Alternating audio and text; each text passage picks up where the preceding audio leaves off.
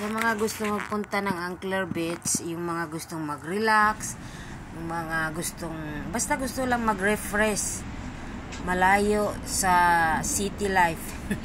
Punta lang kayo ng dito sa Angler Beach. Dito sa Angler Beach, meron silang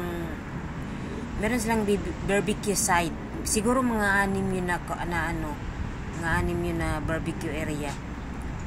Hindi masyadong karamihan kasi di naman masyadong malaki yung lugar.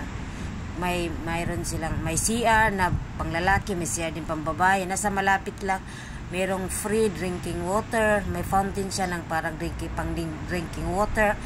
Meron siyang hugasan ng kamay.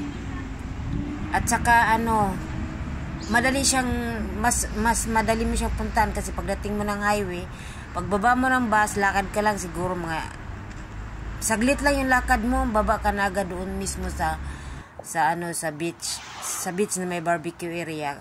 Or kung ayaw niyong mag-barbecue, magtambay kayo. Maganda din dito tambayan, lalo na pag summer. Nung time kasi nga last time kasi nagpunta kami is winter.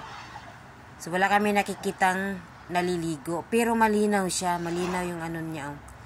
Malinaw yung tubig, yung dagat niya. Ayan, napakaganda. Ano pa yung barko? Paano po tanig nanguan? Nangakyat barko. Dahil nakabuok, darag usa.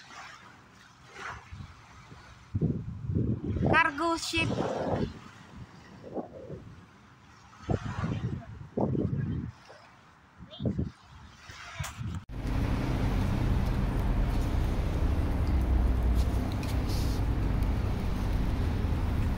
Inihaw namin na sunog.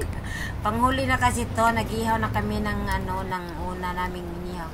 Tapos naisipan namin mayroon pa palang hindi na ihaw. Kaya ayan nilagay ko, sayang kasi yung apoy. Kaya nilagay ko lang yung natira para luto na yung iuwi namin. Oh, hindi na naluto yung iba.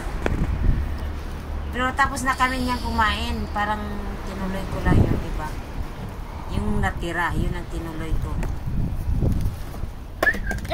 Bin.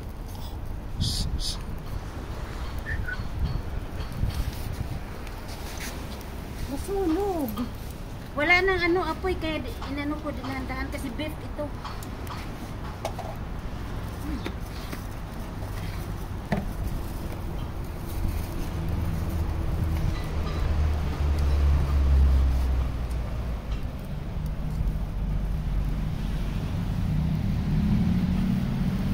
Walang ibang, nung umaga pa lang, walang ibang nagbabarbecue dyan, kami lang. Tapos nung siguro mga hapon na, mayroong isang Chinese na nagbarbecue sila mag-asawa din.